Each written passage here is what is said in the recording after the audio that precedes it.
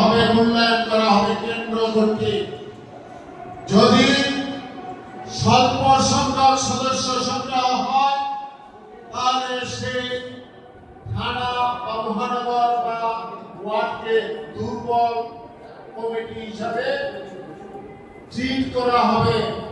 সুতরাং সেটা থেকে সাবধান।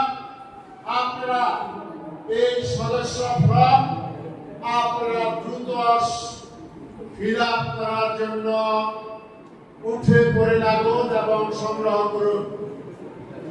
শুধুমাত্র এই সদস্য করার ক্ষেত্রে যে বিষয়গুলো আপনারা বিবেচনা করবেন সেটা হলো যে কোন মাদক ব্যবসায়ী, মাদকাসক্ত ব্যক্তি, কোন চিহ্নিত সন্ত্রাসী চাঁদাবাজ এবং মানুষের প্রতি জুলুমকারীকে এই নতুন সদস্য করা যাবে না। আর কোন আওয়ামী লীগকে বা এই নারায়ণগঞ্জে যারা সন্ত্রাস করেছে, যে আওয়ামী লীগের শামীম ওসমান, সেলিম ওসমান এবং আইবির কোন দোষরকে এই সদস্য পদ দেওয়া যাবে না। যদি এই ধরনের কাউকে সদস্য পদ দেওয়া হয় সেটার জন্য সংশ্লিষ্ট ওয়ার্ডকে জবাবদিহি করতে হবে, এমনকি তাদের বিরুদ্ধে শাস্তিমূলক ব্যবস্থাও হতে পারে। আমরা বলতে চাই বিএনপি একটি উদার গণতান্ত্রিক রাজনৈতিক দল।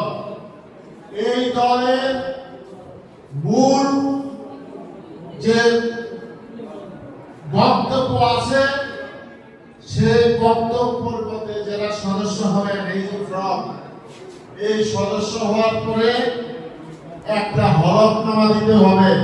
সেই হলফনামাও এখানে তৈরি আছে। সেই হলফনামার মধ্যে যা বলতে হবে তাহলে আমি সত্যজিৎকে ঘোষণা করতেছি যে আমি বাংলাদেশ জাতীয়তাবাদী দলের গঠনতন্ত্র, ঘোষণাপত্র, আদর্শ উদ্দেশ্যের প্রতি গভীরভাবে শ্রদ্ধাশীল। আমি আরো ঘোষণা করছি যে বাংলাদেশের জাতীয়তাবাদ, উৎপাদনের রাজনীতি, জনগণের গণতন্ত্র, জাতীয় ঐক্য এবং 1977 সালের জনসমর্থিত 19 দফা কর্মসূচির বাস্তবায়নের মাধ্যমে শান্তি ও সমৃদ্ধি অঞ্চলে দৃঢ় প্রতিজ্ঞ প্রত্যয়ী।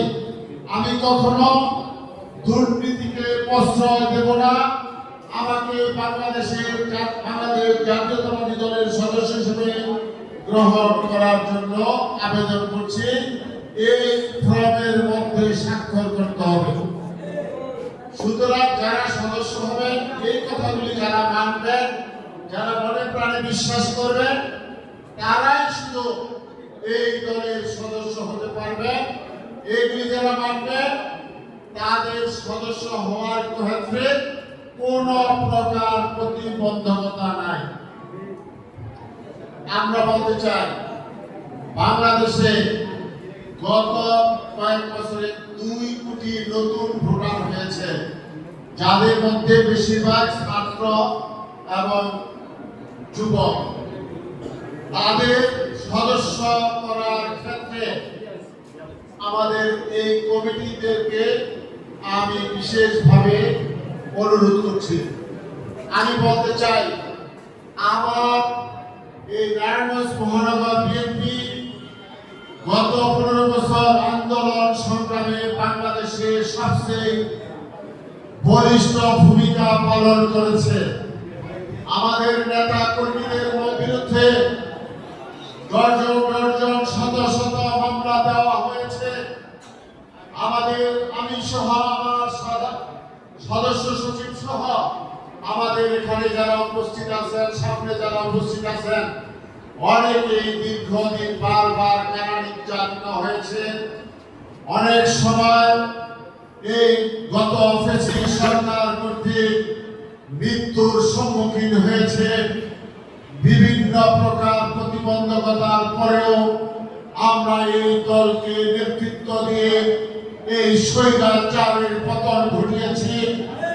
যেই কারণে পতন ঘটিয়েছি সেটা হলো এই বাংলাদেশে একটি গণতান্ত্রিক শাসন ব্যবস্থা কায়েম করা।